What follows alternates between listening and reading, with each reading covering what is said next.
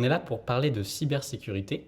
Donc, tu es thésard au CNRS et tu travailles sur le thème de la cybersécurité avec l'IA. On va commencer avec la question habituelle qui est d'expliquer la cybersécurité sous 3 niveaux de difficulté différentes. Donc, le premier niveau, c'est comme si tu l'expliquais à un enfant de 8 ans.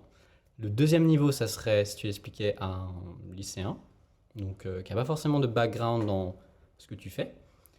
Et le dernier niveau, c'est le niveau où tu vas pouvoir un peu partir plus en détail, si tu as oublié des choses dans les 2 niveaux précédents. Donc le micro est à toi, je t'en prie. Explique-nous la cybersécurité sous 3 niveaux. Ok. Alors, pour le niveau 1, je te propose qu'on fasse quand même une hypothèse. On va dire que l'enfant de 8 ans, il a accès à une tablette. Je pense que c'est une hypothèse qui paraît raisonnable aujourd'hui. J'en vois tout le temps dans le train. Alors, du coup, ce que je dirais à l'enfant de 8 ans, c'est, tu vois, sur ta tablette, tu vois tes dessins, tes jeux, tes notes, parce qu'on peut imaginer qu'il écrit aussi. Bah, en fait, si tu veux pas... Enfin, la cybersécurité, c'est un ensemble d'idées qu'on a pour que personne, aucun inconnu ne puisse accéder à tout ça, à tous tes secrets sur ta tablette, sans ton autorisation. Que tu D'accord. puisses pas le voir, qu'il puisse pas le détruire, qu'il puisse pas t'empêcher d'y accéder. D'accord.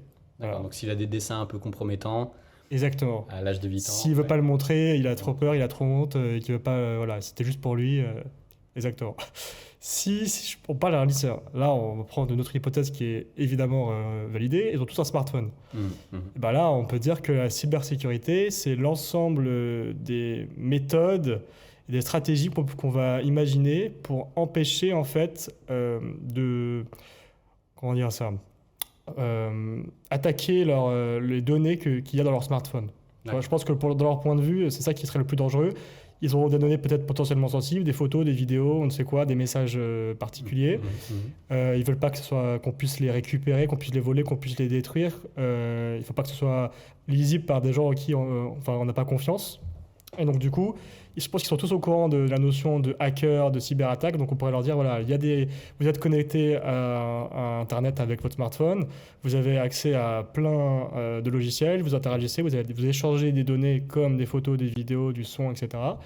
Bah, les hackers pourraient à tout moment essayer d'accéder à vos données. Et donc du coup, la cybersécurité, c'est un ensemble de stratégies et méthodes qu'on imagine pour que ça n'arrive pas, pour que personne ne puisse accéder à vos données sensibles, les voler et les utiliser contre vous. Voilà. D'accord, donc c'est des méthodes qui se translatent comment? Qu'est-ce que tu veux dire par méthode? J'essaie de t'amener au Ouais. 3e niveau du coup de difficulté. Là, si je vais dans le 3e niveau de difficulté, là ce que je dirais c'est que carrément la cybersécurité c'est un domaine scientifique. D'accord. En fait on va chercher des solutions innovantes pour éradiquer toute vulnérabilité potentielle d'une entité qui est exposée à Internet. Donc là, pour le coup, je vais plus loin que juste les données. Alors, évidemment, il y a toute la question de gérer la confidentialité des données, l'intégrité des données et la disponibilité de ces données. Mais il y a aussi toute la question de empêcher que quelqu'un puisse changer le comportement usuel d'une entité qui est connectée.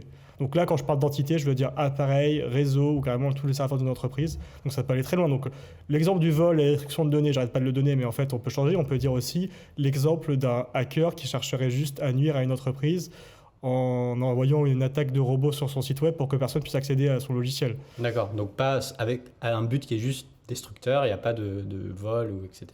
Ça détruit un peu quand même quelque chose au final. Ce que je veux dire, c'est qu'il y a vraiment un comportement usuel d'un truc. Par exemple, j'ai vu, je sais pas si tu as vu, mais récemment, il y a une société de robots aspirateurs qui ont été entre guillemets hackés.